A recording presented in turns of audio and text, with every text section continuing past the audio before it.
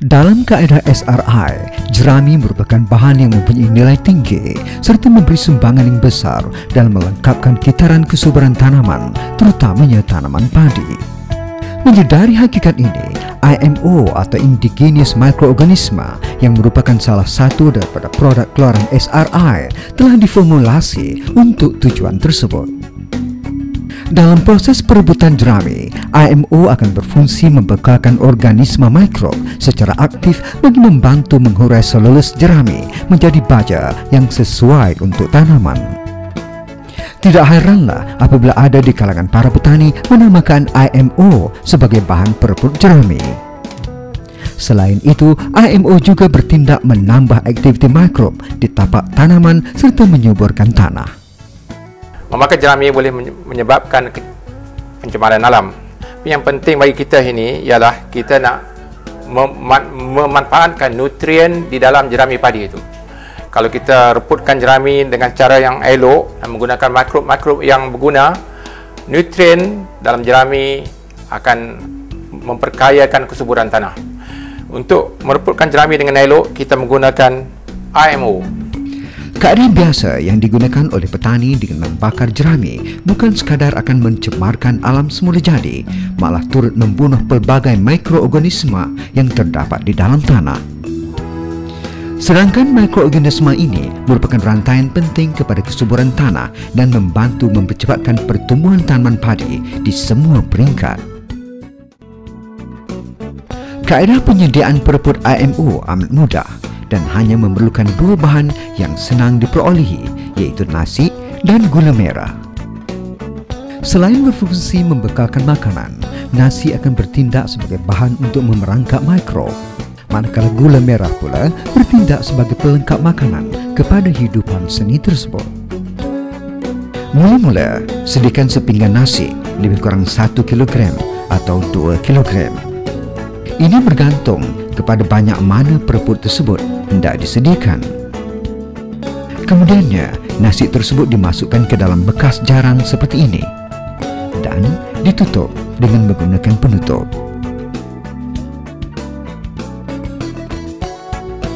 Setelah itu, nasi yang ditutup tadi akan diletakkan di bawah rimpunan di bawah pokok buluh. Sebaiknya dilakukan di waktu awal pagi. Keadaan di bawah pokok buluh ini sesuai sebabnya lembap dan suhu di bawah pokok buluh ini memang sesuai untuk mikrob-mikrob ini membiak dengan banyak.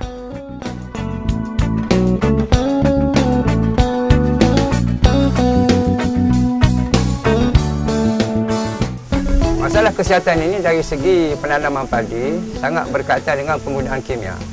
Dan ternyata rata-rata penggunaan kimia ini banyak membawa masalah kesihatan. Bukan saja kepada pengguna kimia iaitu petani itu sendiri, tetapi juga kepada makhluk yang kita sasar untuk kita kenakan kimia itu, iaitu padi. Proses penghasilan dan pengumpulan hidupan seni ini memakan masa selama 2 hari. Selepas 2 hari, nasi yang diperap di bawah pohon buluh tadi akan dipungut. Masa paling sesuai untuk mengeluarkan nasi dari pangkal pokok buluh ini adalah di awal pagi. Bagi memastikan nasi yang diperap tersebut benar-benar memenuhi piawaian untuk dibuat bahan pereput, rupa bentuk nasi tersebut akan bertukar membentuk jaringan kulat-kulat halus berwarna putih di atas permukaan nasi serta berbau wangi. Sebaliknya, jika permukaan nasi tidak membentuk jaringan halus kulat putih atau menghasilkan bau yang busuk, langkah ini perlu diulang semula dengan menggunakan nasi yang baru. Setelah itu, dengan menggunakan nisbah 1:1, iaitu 1 nisbah nasi yang telah diperap dan 1 nisbah gula merah akan digaul bersama sehingga sebati.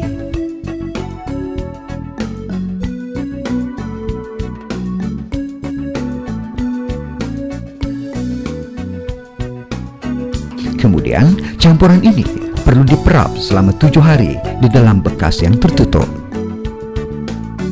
Jangan lupa, setiap kali membuat IMO pereput, tarikh sebelum diperam perlu dicatatkan.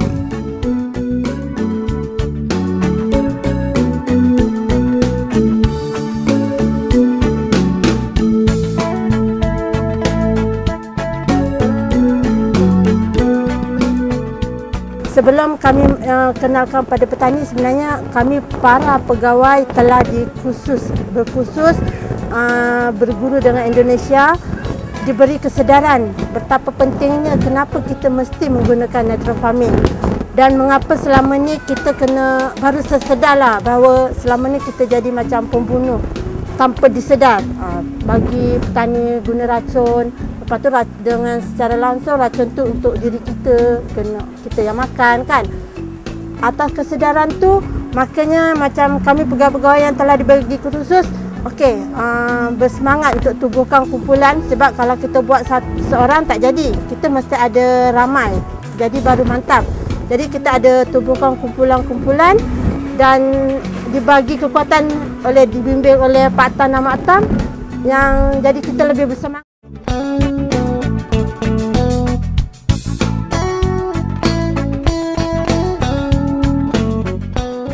Bahan utama dalam perebutan jerami iaitu AMO bersama dengan pati kangkung. Untuk 3 ekar perebutan jerami kita memerlukan satu bekas AMO ini berjumlah 700 ml. Untuk penyemburan sebanyak 20 liter pam galas ini memedai kita menggunakan 100 ml AMO. 100 ml AMO untuk satu pam 20 liter air. 100 ml dan kita masukkan dalam pam lah. Pam bersama dengan pati kangkung. Pati kangkung ini digunakan sebagai bahan makanan kepada mikroorganisma yang ada di dalam AMO. Kita pakai 100 ml juga untuk 20 liter air dalam pam ni. Campurkan.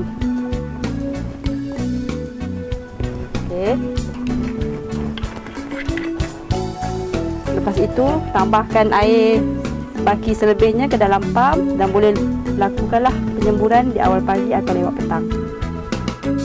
Sebelum semburan campuran perebut dilakukan, sebaik-baiknya tunggul-tunggul padi dibaja terlebih dahulu bagi memastikan proses perebutan berlaku secara sekata. Bila kita menggunakan AMO, jerami akan rebut dengan cepat. Walaupun dalam keadaan kering, dia akan dalam 2-3 minggu jerami akan habis rebut. Kalau dalam keadaan basah, perebutan yang pantas ini berlaku tanpa jerami itu masam. Kalau masam maknanya kita kehilangan semua nutrien-nutrien yang ada dalam jerami. Dan kalau kita rebut dengan menggunakan AMO ni, jerami akan rebut tanpa bau masam, menandakan bahawa nutrien-nutrien yang ada dalam jerami itu terkawal dalam tanah. Selepas semburan jerami akan dibiarkan selama 2 hingga 3 minggu bagi memastikan proses perebutan jerami berlaku dengan sempurna sebelum tanah sawah dibaja. IMO amat menjimatkan, mudah dan selamat digunakan serta mampu memberikan anda pulangan hasil yang lumayan. IMO pelengkap kesuburan tanah.